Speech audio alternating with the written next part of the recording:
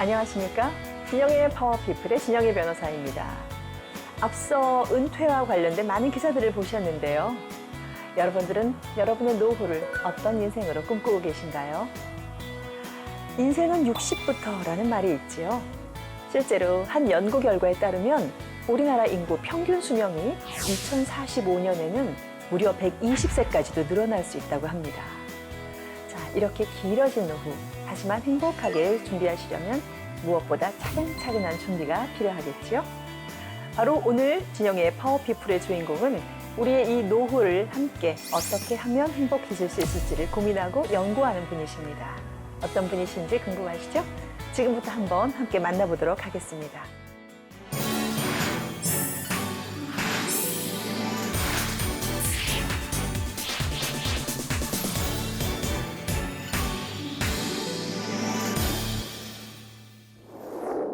네, 오늘 저희 파워피플에서 모신 대한은퇴자협회 회장님이신 주명용 회장님이십니다. 회장님, 안녕하세요. 네, 안녕하세요. 반갑습니다. 예. 네.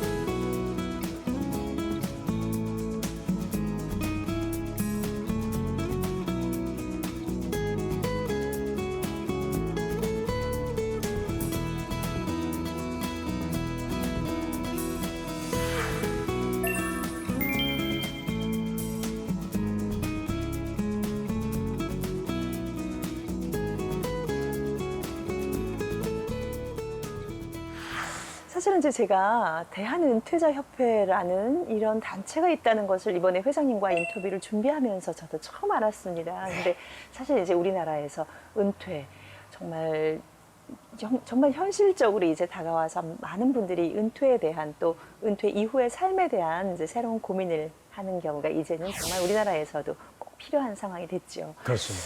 일단 대한은퇴자협회라는 이 단체에 대해서 매우 생소하게 아직까지도 이름을 잘 들어보지 못하시는 대부분의 시청자분들에게 예. 대한은퇴자협회는 어떤 일을 하시는 단체인지 한번 직접 소개를 좀 해주실까요?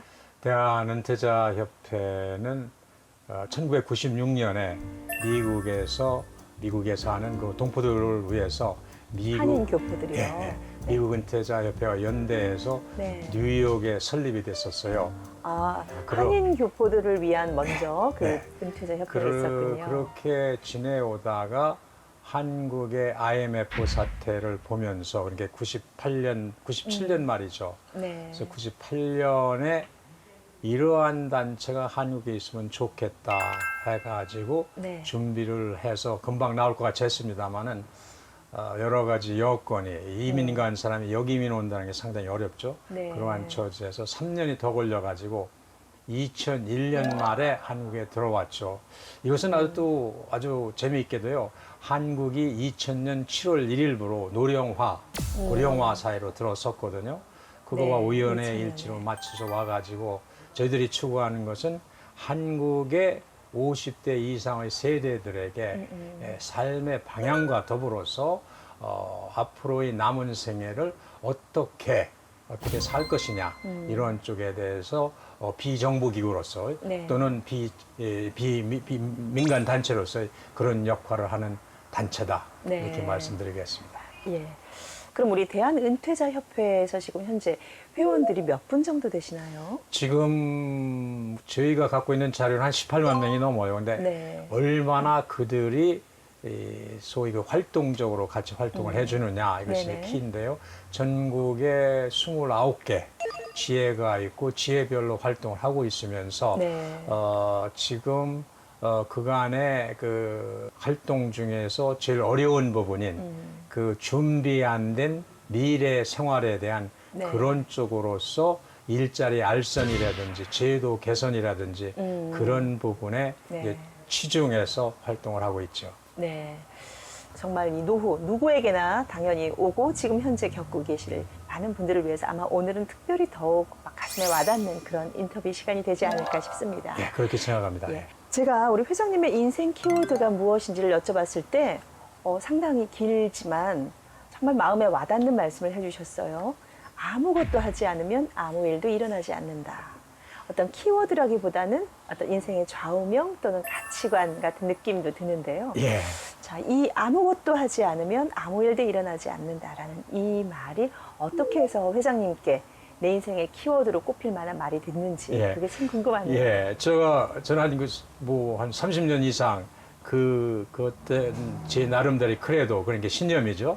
그런 아무것도 안 하면 아무 일도 일어나지 않나, 그렇게 살아왔는데 요새 네. 그 광고를 쓰더라고요. 그래서 이게 어떻게 된 일인지 그런 생각도 가졌는데, 제일 먼저 제가 살면서 그 어려웠던 시기에 이런 자꾸 뭐를 찾아야 되는구나 하는 걸 왜 깨달았는 거니. 그러면서 서서히 이제 그런 용어를 제가 이제 만들어낸 셈이 되는 거죠. 나이 네. 들어가면서. 제가 군대를 갔다 와가지고 20대 때죠. 네. 지금 젊은이들 보면서 참 제가 많이 느끼는데, 이제 뭐 이런 게 꼭 모범이 되는 얘기는 아닙니다만은, 그 시절의 대한민국, 이게 70년 초죠. 70년 초에 대한민국은 지금처럼 청년 실업이 또 말도 못할 때예요. 그때도. 1970년대도. 네, 70년 초. 네네. 그때도. 그러면서 저 그랬군요. 자신은 또 대학을, 제가 의대를 다녀서 의사가 되겠다고 다녔는데, 네. 3학년에 이제 말을 못 올라갔어요.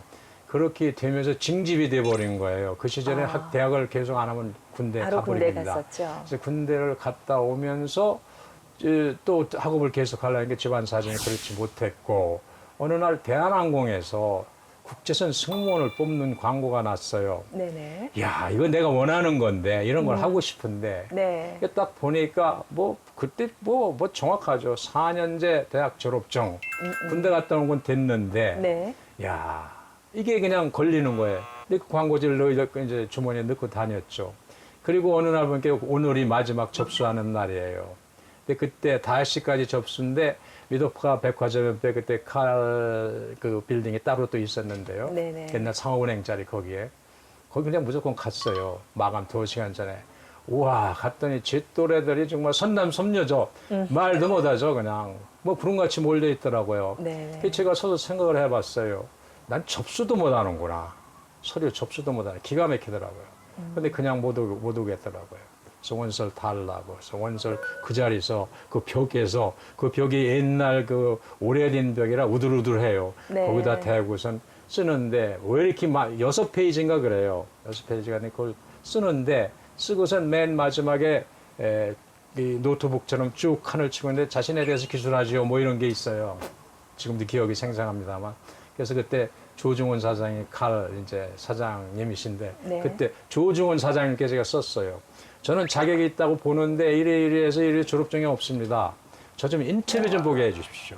네. 그런데 하여튼 인터뷰를 보게 하더라고요. 굉장한 파격적 대우를 그때 받으신 거네요, 그럼. 그러니까 그래 놓고 오늘 이 서류 발표인데 가기가 싫으면서 한쪽은 가보면 어떨까. 그래가지고 또 명동에서 놀다가 그 미드파 지하 건너가지고 칼빌딩 앞에 갔더니, 지나가면서 쓰지도 못해서 창피해서 난 뻔히 없을 건데 지나가면서 쏙 보니까 번호가 있는 것 같아. 네. 그래서 그걸 한참 쳐다보면서, 야, 이거 희한하다. 이 사람들이 왜 내 이름을 그 번호를 넣어놨지? 그래, 가보자. 그래가지고 청와대 옆에 무슨 국민대학인가 국학대학인가 거기서 이제 시험을 보는 게 필기도구 가지고 오래요. 거기서 봤는데 또 붙여줘요. 네. 2차부터 3차부터 4차, 6차까지 시험을 봐요. 대한항공. 시험이 스튜어드. 6번이나. 예, 6번을 봐요. 굉장한 시험을 통과하셨거든요. 6개월 보면서, 요번엔 떨어졌겠지, 또 붙여. 요번에 또 붙여. 저가 아주 바짝 말라가 누구랑 상의할 수도 없고, 이게 웬일이지? 다음엔 떨어뜨릴 거야. 근데 끝까지 가더라고요. 그래서, 진짜 아무것도 하면 아무 일도 안 일어난다. 그런 일이 미국서도 또 살면서 일어났어요. 자, 그럼 정말 그렇게 어찌 보면 하늘이 내린 운과 또 본인이 정말 아무것도 하지 않으면 아무것도 일어나지 않는다는 그 불굴의 의지로 이제 그렇게 시험을 통과하셨는데, 그런데 그러면 그렇게 힘들게 되신 스튜어드를 그만두신 이유가 또 궁금한데요. 그때 이제 다니면서, 쉽게 농담하면 제가 주시지 조씨는 아니다 그랬어요. 주시지 조씨는 아니다. 내가 이 회사 다니면서 이사 되기는 어려울 것 같고, 또 저희는 젊었을 땐 좋아요. 승무직이라는 게 전 세계를 다니고 좋은데. 저도 어렸을 때 비행기 타고 여행 다니면 참 좋겠다 이런 막연한 생각을 했었던 여성은 적이 좋죠. 있었어요. 근데 남성들이 꿈은 조금 더 틀린다고 저는 얘기 보기 때문에, 이제 그랬을 적에 나는 이제 그 기업에서, 특히 대한항공 같은 데서 승진은 이제 그냥 그 지상 직원으로 간 사람들이 더 빨라요. 나중에는 저희는 그냥 한정된 거로서 급료는 올라가지만은 네. 그냥 계속 승무원 이제 올라가면 이제 사무장이 되죠. 그 유명한 땅콩 사무장 뭐 그런 거 보시면 아시겠습니다만 그건 사무장이 되고 그냥 급료만 올라가는 거예요. 그리고 퇴직하게 되거든요. 네. 이제 그런 상황 속에서 더 나이가 먹기 전에 더 큰 세상을 내가 보고 있는데 네. 뭔가를 응용해서 다른 쪽으로 가보자. 이거는 이대로 살긴 좋지만 내 생각에 이렇게 끝나기는 좀 그렇다 해서 그럼 어딜 갈 거냐. 전 세계를 놓고 보니까 지금도들 그렇게 보게 되면 그때 미국이더라고요. 그때가 미국은 몇 한데 세 정도 되셨을까요? 나이가? 그때 30이 넘었죠 이제. 30이 넘고 또 사실 어찌 보면 누구나 다 선망하는 그런 기업에 안정된 직장을 가지고 계신 그때 상황에서 더 좋았어요 지금보다. 그걸 내려놓고 새로운 세계, 더더군다나 우리나라가 아닌 언어와 아니죠. 문화가 전혀 우리나라가 다른 곳에서의 새로운 세계의 예. 시작을 한다. 바로 이제 그 말씀하시는 거 그대로 또 이어서 우리 회장님의 그러면 그때 그 시절은 바로 그때 당시 미국에서의 정착기 그리고 고분분투기로 자연스럽게 이어져야 될 것 같은데요. 예. 그렇게 돼서 이제 미국이라는 곳으로 더 큰 세상을 보기 위해서 가셨는데 자, 그 미국 생활 만만치는 않으셨을 것 같습니다. 만만치 않아요. 미국을 어떠셨나요? 예. 근데 저는 뭐 어떤 금전적인 그런 부분에서 준비도 해가지고 갔었기 때문에 조금이지만 어떤 당장 무슨 뭐 흔히 이민자들이 말하는 난 케네디 공항에 내렸을 적이 20불밖에 없었다 그런 극한 상황은 아니었고 네. 이제 그런 얘기를 들으면 부끄러워져요. 미국에서 살 적에 왜 저런 얘기를 미국인들 앞에서 하나 제대로 왔다 그래야지. 이제 오히려 제가 나무라는 그런 그 시절이 있었습니다만은 심리적인 게 굉장히 부담이 갔죠. 위축도 되기도 예, 하고요. 예. 그러면서 콜롬비아 대학 옆에 있는 그 델리 가게를 우연히 그 유대인 가게를 만나서 그 가게에서 파타임으로 일하게 되면서 또 그 주인이 네. 나이가 많으니까 팔겠다 해가지고 우여곡절이 있었습니다만은 제가 맡게 되니까 그냥 뭐 장사도 그 밑에서 배웠고 그렇게 하다가 이대로 이런 식으로 평범한 이민자로서 살긴 좀 싫다 해가지고 맥도날드를 이제 주시하고 있었죠. 네. 근데 사실 이제 맥도날드, 뭐, 물론 우리나라에서도 굉장히 이제 인기 많은, 뭐, 소위 햄버거로서는 대명사 같은 존재가 아닌가 싶은데, 근데 그때 그 맥도날드를 아무나 운영하도록 운영권을 주지 않았다면서요. 그렇죠. 80년이죠. 81년, 82년 그때인데요. 그럼 여기서 아무나라는 것은 그러면 그걸 운영할 수 있는 사람은 그럼 소위 누구에게만 운영권을 줬다는 얘기일까요? 이게 그게 되려고 하면은 그때요.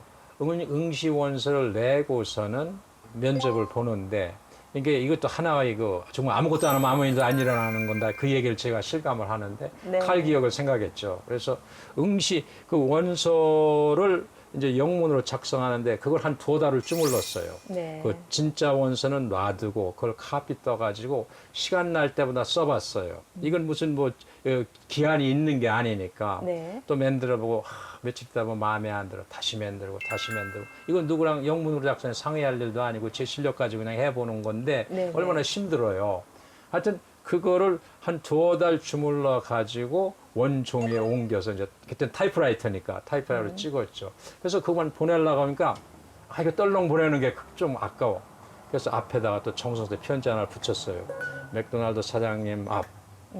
저는 한국에서 이민 온 누구인데 말하자면 아메리칸 드림을 성취하고 싶다. 근데 네. 그 아메리칸 드림 하나가 아메리칸 드림이 맥도날드 주인이 되는 거다. 나 면접 좀 보게 해주십시오. 몇 줄 안 되죠. 그걸 첨부했어요. 그걸 첨부하니까 기분이 좋더라고요. 그리고 보냈어요. 그리고 한 2달 매일 우체통만 보는 거죠. 메일박스만 보는데 어느 날 진짜 노란 M자가 붙은 게 와 있더라고요. 네. 그랬더니 시카고로 오는 게 아니라 뉴욕 어디로 면접을 보라고 왔더라고요. 정말 뗄 듯이 기뻤죠. 그래서 면접관을 만났는데 면접관이 첫 번째 얘기하는 얘기가 바로 이제 그거예요. 1년에 평균 네. 3만 명의 응시서를 받는데 네. 3만 명 응시원서를 받는데 거기서 2만 9천 개는 버리고 네. 1,000개를 셀렉트한다. 1,000개를 이제 선택하는데 1,000개를 골랐는데 너는 앞에 편지가 붙었더라. 그래서 보고 싶더라 이거야. 그래서 보기로 결정했다. 1,000명 중에 하나다. 자 얘기하자 이러더라고요. 그래서 결국은 그 편지, 즉 아무 일도 하지 않으면 아무 일도 일어나지 않는다라는 것에 대한 또 다른 그 반전으로서의 편지네요. 근데 그 첫 번 면접을 하는데 한 5시간 반을 해요.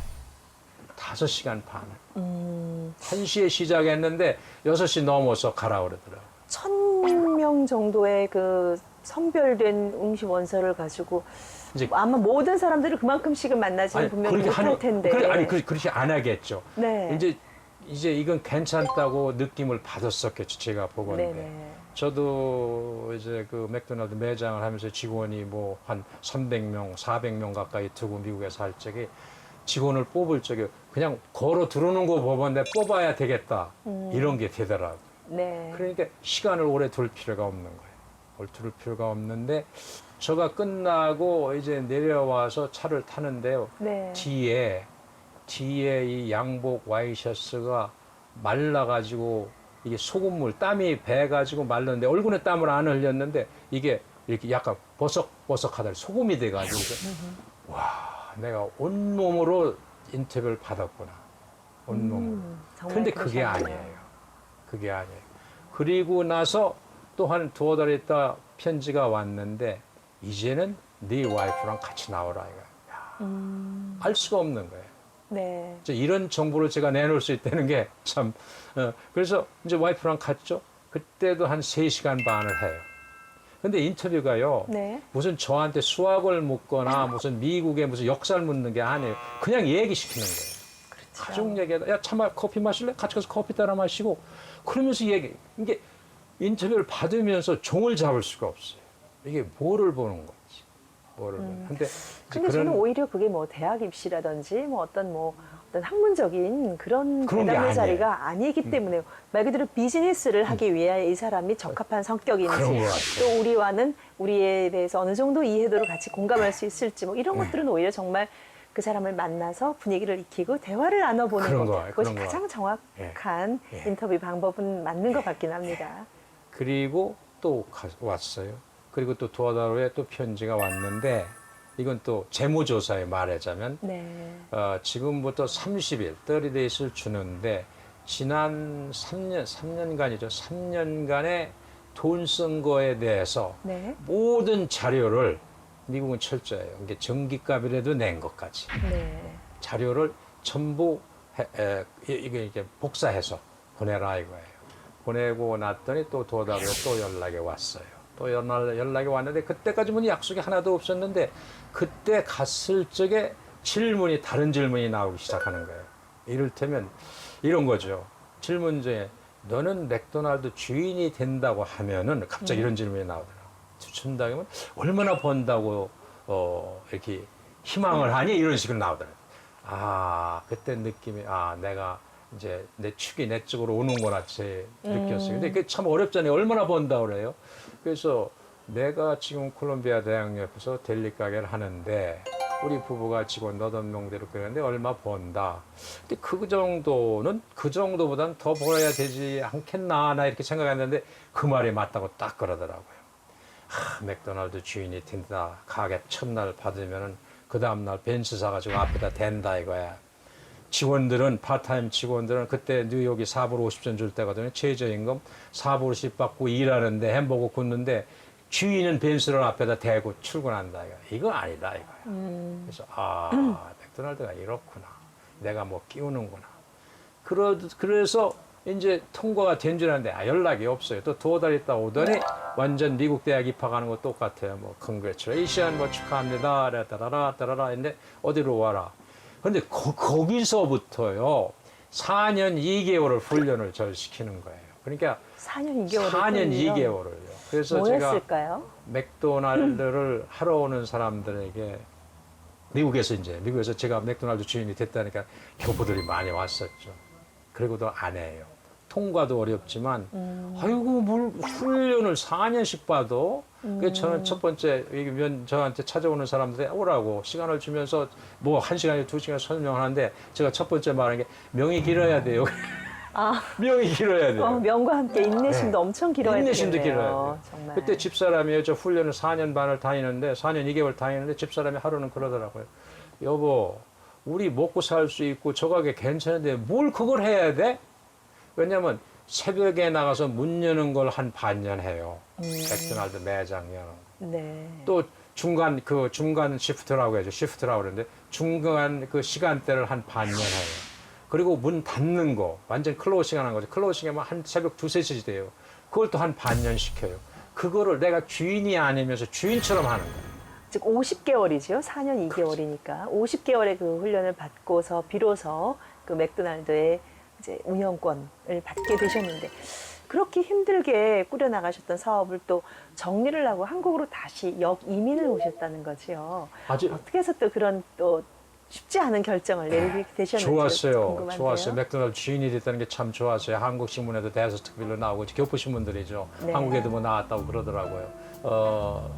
그러면서 틈틈이 미국에서 살면서 봉사활동을 했고 또 이 한인들이 살고 있는 처지에서 소수민족으로서 미국에 뭐 200개 소수민족이 산다 이러지 않아요.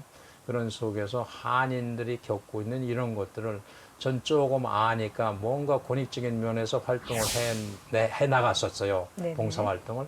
그러면서 뉴욕 한인회 발을 딛게 되고 다른 이제 직능단체 이끌다 보면서 이제 나름대로의 이제 주위에 권고내진 저가 한인 사회가 이렇게 갔으면 좋겠다 가지고 한인회장에 제가 선거를 치러가지고 뉴욕 한인회장이 됐어요. 네.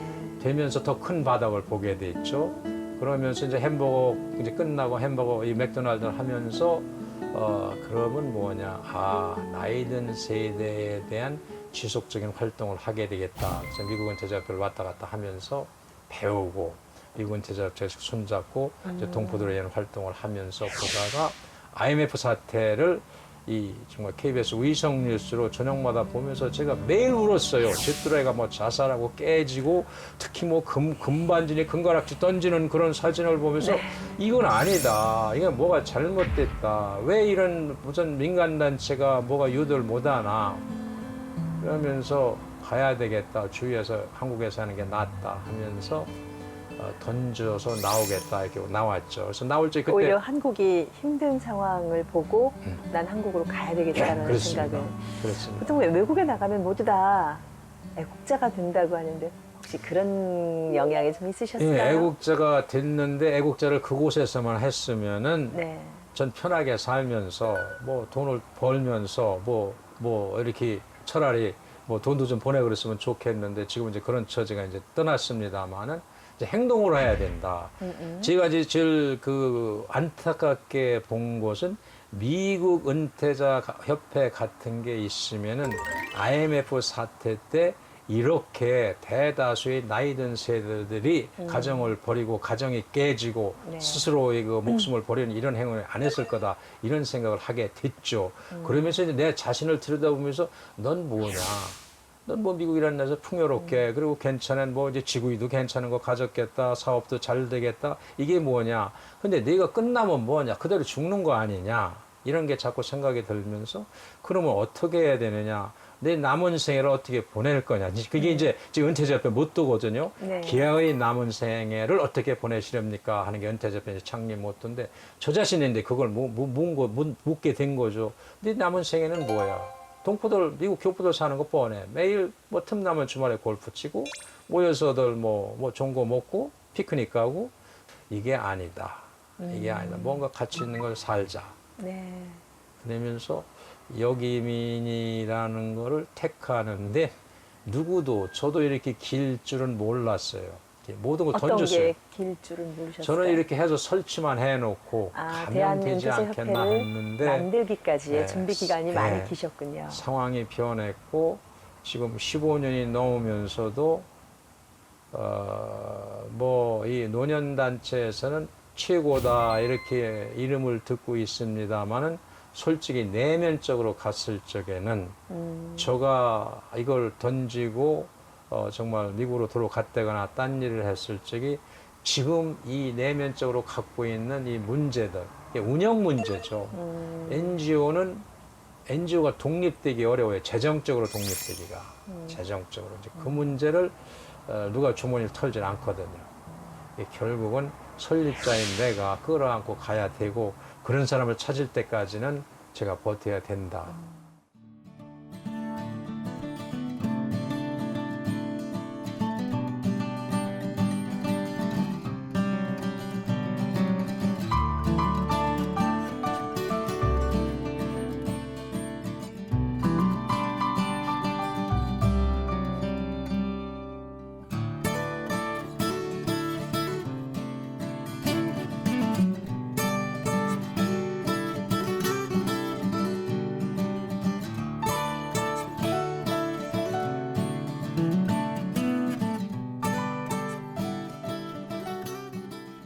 그럼 지금부터는 그렇다면 우리가 앞으로 이제 닥쳐올 우리의 노후 그리고 이에 대한 은퇴 이후의 삶에 대해서는 과연 어떤 생각을 가지고 지금부터 준비해야 될지에 대해서 실제적인 경험담을 한번 들어보는 이슈 앤 토크 시간을 갖도록 하겠습니다.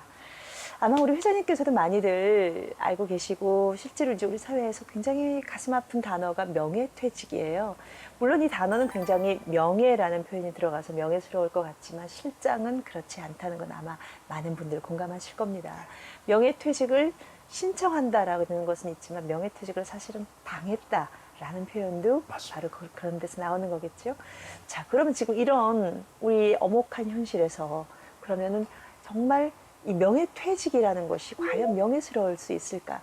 또 명예스러울 수 있을 퇴직이라면 어떻게 해야 될지에 대해 명예퇴직에 대한 우리 회장님의 의견을 좀 여쭤보고 싶습니다. 네, 저는 그 명예퇴직을 그 속에 있는 조기퇴직, 강제퇴직을 덮어 씌운 거다 이렇게 얘기하는데 하나도 명예스럽지 않다 이렇게 얘기를 해요. 근데 기업은 이제 기업 나름대로 사정이 있겠죠. 그래서 저희가 은퇴자협회가 설립되면서 2002년 초부터 네. 처음 시작한 것이 연령차별금지법 제정을 내걸었어요. 네네. 그래서 7년 반에 걸쳐서 2009년 3월 20일이죠.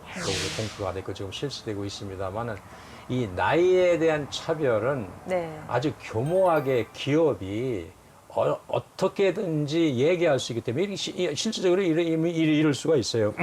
55세 된 사람이 이제 신청을 했어요.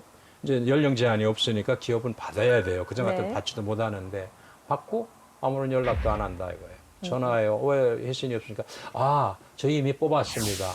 그러면 그걸 나이 차별 당했다고 어떻게 이게 검증을 자신이 해야 돼요. 네. 미국이 1960년 초, 60년대 후반에 그 연령차별금지법을 만들었고 미국 은퇴자협회 회장이 한국에 나와서 정말 인천공항을 갈 적에 미스터 주 너가 첫 번째 할 것은 내가 볼 적에 연령차별금지법을 만드는 게 첫 번째 작업이 될 거다. 그걸 만들면 굉장히 호응을 받을 거다. 네. 작업을 했는데 정말 고생했어요. 기업이 반대하고 정부도 안 하려고 그랬죠. 정부도. 7년 반이 걸려서 만들어냈고 그걸로 인해서 젊은 층들은 뭐 1990년대 이하 응시 불가 이런 게 없어졌고 지금 50이 넘어가지고 공무원 시험도 보고 공무원 시험에 붙었다 이런 얘기를 이제 자주 볼 수 있는데 명예퇴직이라는 건 하나도 명예스럽지 않은 그러한 퇴직이면서 네. 강제퇴직이다. 네. 이제 그런 처지에서 어떻게 남은 인생을 펼쳐나갈 거냐. 네. 이것이 지금 우리의 당면 과제죠. 그러니까 즉 우리 회장님께서는 명예퇴직이라는 제도 또는 이러한 것들은 사실상 강제적 조기퇴직을 유도하는 것이기 때문에 사실상 반대하시는 입장이라고 그렇죠. 보시는 반대하죠. 거예요. 예. 자, 이제 그럼에도 불구하고 일단은 우리 사회에서의 뭐 그것이 조기퇴직이 됐던 뭐 권고사직이 됐던 명예퇴직이 됐던 비일비재하게 많이 일어나고 있는데요. 특히나 이렇게 이 퇴직이라는 것을 또 앞당겨야 된다라고 하는 한 축은 이후에 은퇴 이후의 삶에 대해서의 준비가 그만큼 더 필요하다라는 것에 대한 그렇습니다. 또 다른 말이 되지 않을까 싶습니다. 그렇습니다. 지금 바로 이제 저희 윗세대 정도 되시겠지요. 그럼 베이비 부머분들이 정말 한창 사회 활동을 하시다가 이제 서서히 은퇴 연령에 접어들고 계십니다. 그런데 이 베이비 부머의 은퇴 이거를 우리 사회가 어떻게 떠안아야 되고 어떤 준비를 해야 될까요? 그렇죠. 이제 저희들은 이걸 수없이 지난 15년 동안 이제 요새는 그런 그 내놓을 필요도 없습니다. 정부도 더 잘 알고 민간 기업들도 더 잘 알기 때문에 아주 정착되어 있는 상태죠. 네. 상태인데 대기업들은 괜찮은데 300인 이하 중소기업들이 이제 문제인데 지금 그 통계적으로 보면은요. 저희가 은퇴자협회를 설립할 때 2002년 초죠. 그때는 하루 평균 1,500명이 50세 생일을 맞았어요. 하루 평균. 지금은 2,200명 정도거든요. 네. 매 시간당 한 90명 정도 돼요. 90명 정도가 이제 50세 생일을 남녀가 지금 맞고 있습니다. 네. 그러니까 이 은퇴자 협회는 50세를 기준으로 이렇게 얘기를 하거든요. 네. 저희는 낮춰가지고 이제 40세라고 하고 있습니다.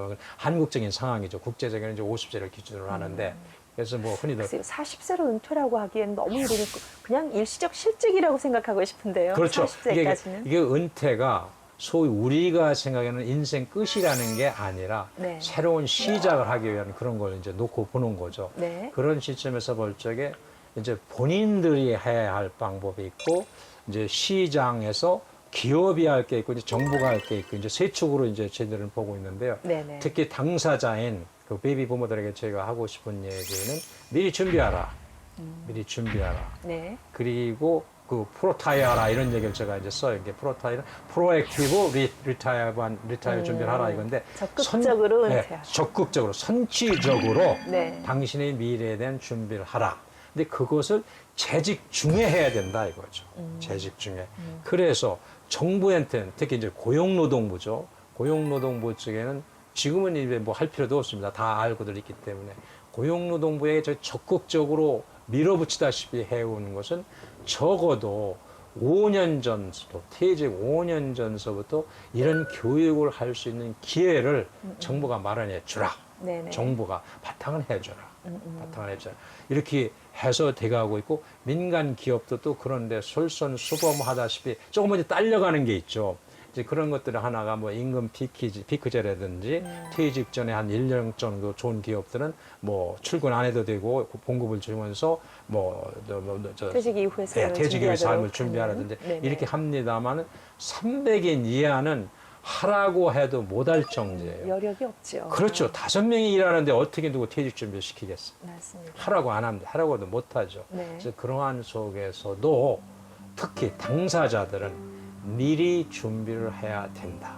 근데 거기에서는 내 앞으로의 노후를 그렇게 끌려가지 말고 선취적으로 하는데 어떻게 살다가 내가 세상을 끝낼 거다 하는 그 끝장까지 보면서 방향을 설정해 놓고 네. 뛰어라 얘기죠. 아마 많은 분들이 다들 이제는 노후 또는 은퇴 이후의 삶을 준비해야 한다는 것엔 공감하실 겁니다. 그런데 그럼 구체적으로 과연 준비라는 것을 뭘 어떻게 해야 될지라고 생각하시면 또 막연하실 수도 있을 텐데요.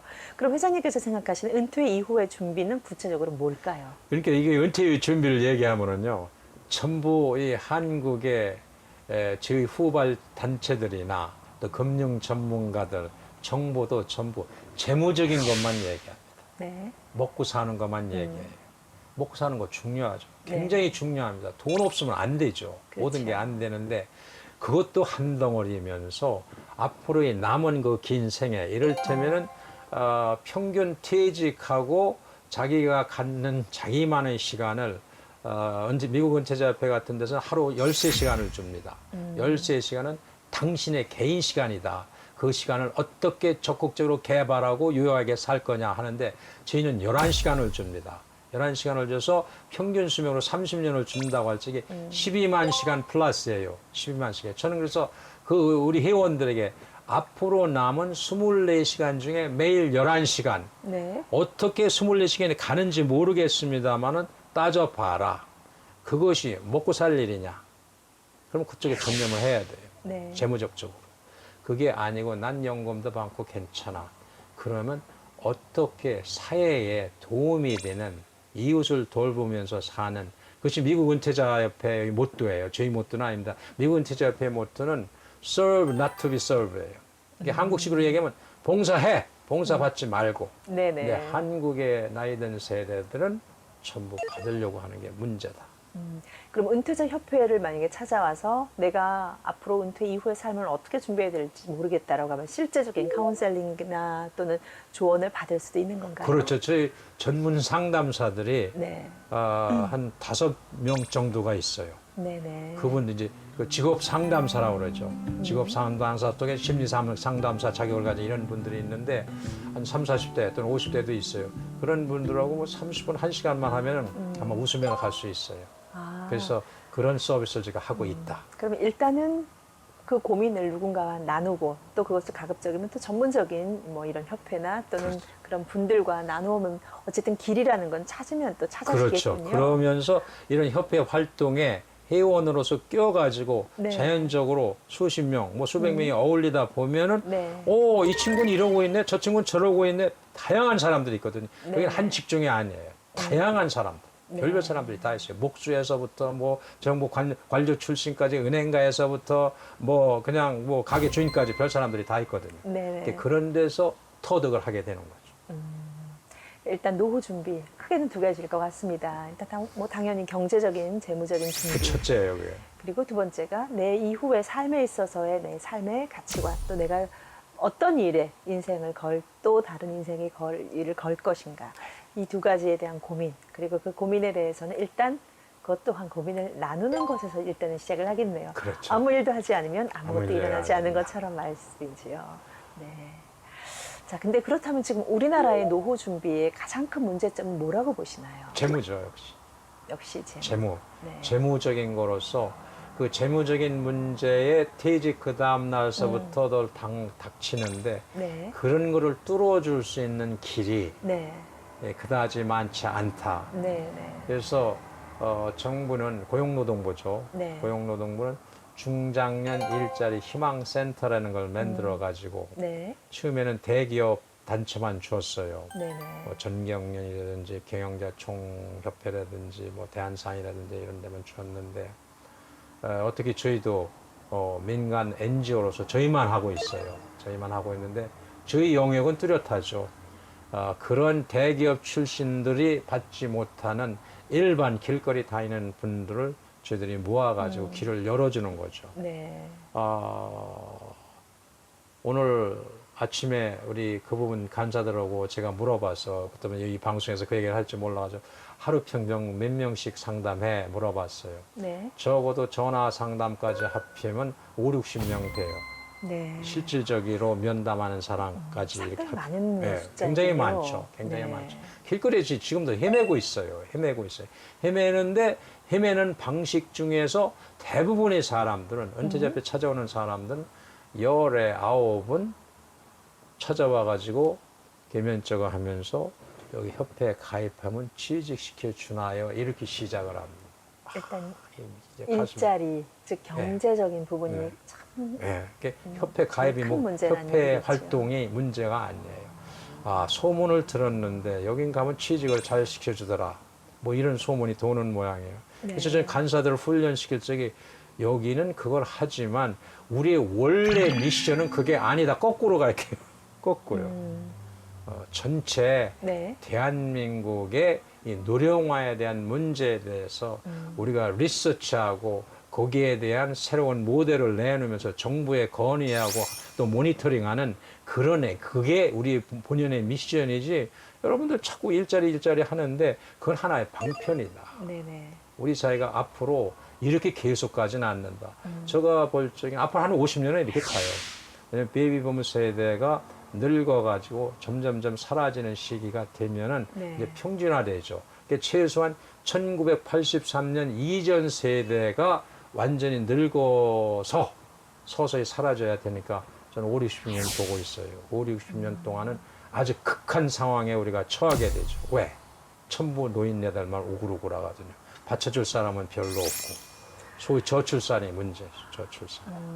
근데 이제 문제는 결국은 이제 그 많은 고령화, 즉 그 시니어 세대들이 자신을 스스로 부양해야 한다는 이 경제적인 가장 큰 문제. 저 터득하고 들어있죠. 네, 아마 저희 세대가 부모님은 부양할 마지막 세대, 그리고 마지막 세대가 될 거예요. 스스로 부양해야 될 공식적인 첫 번째 세대가 될 것이다라는 것에 대해서 이미 저희들은 다 그렇게 생각을 하고 있습니다. 맞습니다. 맞아요. 근데 그것은 이미 저희는 알고 있기 때문에 그렇게 생각을 해서 그런 각오가 되어 있는 것과 바로 직전 세대들은 그래도 뭐 어떻게 되겠지. 내가 부모를 부양했으니까 나 또한 누군가에게, 내 자식에게 부양을 받을 수 있지 않을까. 그 막연한 기대가 지금 산산조각이 난 게 우리 지금 이 고령화 사회에서 맞습니다. 보여주고 있는 이 엄혹한, 또 노인분들이 거리에서 여전히 정말 힘든 노동을 해야만 하는, 이게 참 가슴이 아픈 현실인데요. 그렇다면 지금 현재 재무적인 준비라고 하시면 어떻게 준비를 해야 될까요? 재직 전에 준비하여야 한다, 재직 중에 하여야 한다라고 하셨었잖아요. 이게 이제 생애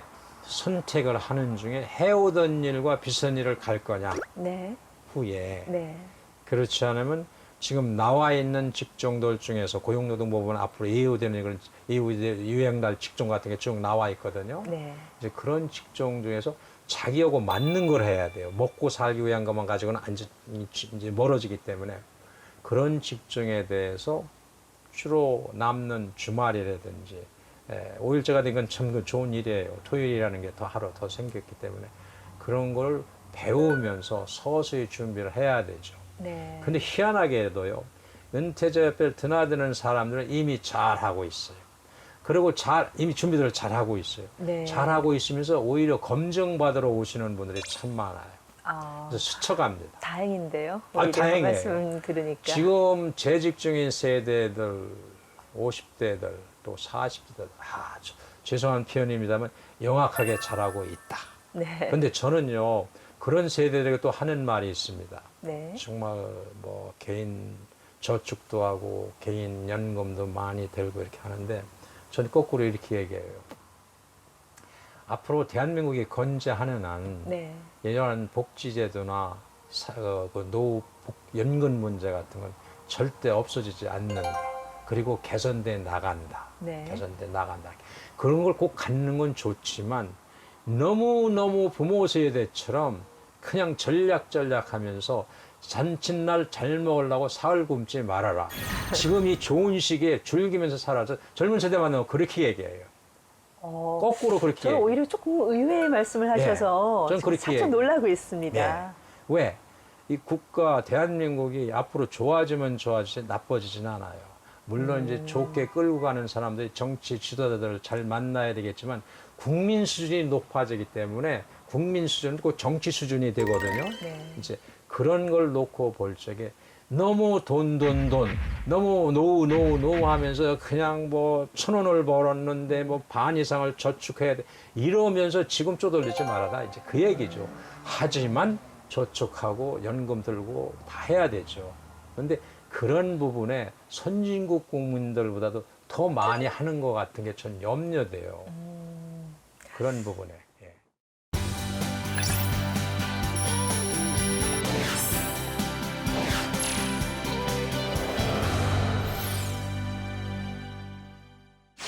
벌써 시간이 이제 많이 갔습니다. 그래서 이번에 저희 이제 마지막 코너가 바로 진영의 파파라치라는 코너인데요.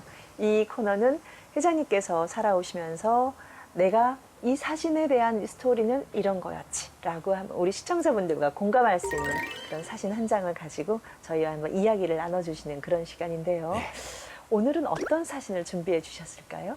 사진, 뭐, 자랑이라고보다는 이제 보여주고 싶은 사진이 좀 있는데요. 네. 저는 어떤 그 미국 생활의 그 의미를 보여줄 수 있는 건 이 기사 및 사진이 아닌가 해가지고 네네. 월스트리트 저널에 홍판으로 제가 취재돼서 나간 기사가 있어요. 거기에 사진도 있고 네. 그리고 이제 네 번째 맥도날드 안에서 차이나타운 그 매장 안에서 이제 찍은 그 기사가 나가 있고 당시 화제 인물로 등극하신 거군요. 예. 네. 그리고 리틀 서울이라는 그 제 한글로 쓴 게 월스트리트 저널에 그것도 찍혀가지고 이게 나가 있는데 이제 그거는 제가 미국 생활에 19년째 될 적에 이제 네. 이렇게 취재가 된 건데 저는 취재가 뭐 기자가 와가지고 두세 시간 해서 해서 끝나는 줄 알았는데 한 2달을 해요.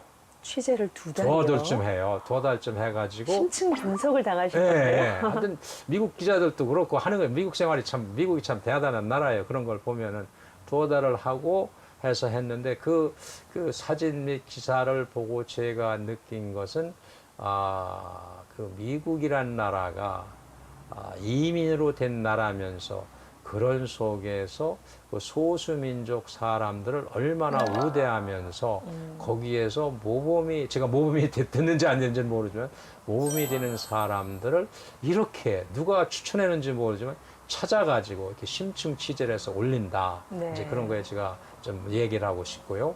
거기에 리틀 서울은 지금 그 뉴욕 맨해튼의 그 코리아웨이라는 그 길을 얘기해요. 32번가를 얘기하는데 그때 그 코리아웨이를 제가 뉴욕 한인회장 시절에 운동을 걸쳐가지고 한인회장 끝나면서 시의회 통과를 거쳐서 코리아웨이라는 그 스트리트 블레이드라고 그래요. 그 편말을 이제 가로 뭐라 그러나 그걸 길가 사인이죠. 그걸 지금 이제 뉴욕에 가면 코리아웨이를 볼 수가 있어요. 그게 제 작품 중에 하나인데요.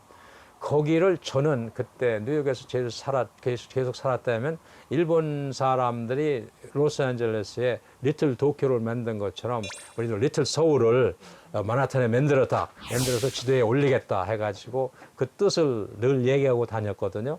그랬더니 그 월스트리트 저널에서 리틀 서울이라는 걸 한국 한국말로 써가지고 해달라. 네. 그래서 리틀 소울을 한 10개쯤 써줬죠. 했더니 그거 하나를 한글로 월스트리트저널에 이렇게 난 게 있어요. 그래서 네. 희망이 있고 저희가 못하면 누군가 하겠지 하는데 못하는 것 같아요. 언제가 제가 가서 그 리틀 소울을 만들어야 되지 않겠나. 이런 부분을 말씀드리고 싶습니다. 네. 네, 오늘 정말 대한은퇴자협회 주명용 회장님을 모시고 우리 삶이 어떤 식으로 또 이 제2의 인생을 펼쳐지는데 준비가 필요할지, 또 그 준비는 어떻게 해야 하는지에 대해서 말씀을 나눠봤습니다. 회장님, 오늘 정말 귀한 시간 내주셔서 감사합니다. 감사합니다. 고맙습니다. 지금 참 어려운 시기입니다. 가장으로서 어렵고 또 가장으로서 우리가 안고 있는 우리의 아들, 딸 세대도 참 어려운 세대입니다. 그렇다고 우리가 포기할 수 없습니다. 인생은 끝나야 끝난 거지 미리 접지 마시고 계속해서 도전해 나가야 됩니다. 여러분, 퇴직과 함께하는 은퇴는 끝난 것이 아닙니다. 새로운 시작, 새로운 출발을 얘기합니다. 여러분들 포기치 마시고 다가오는 지금 여러분의 앞날을 선취적으로 잡아서 여러분들이 끌고 가는 그러한 여러분의 훗날이 되시길 바랍니다.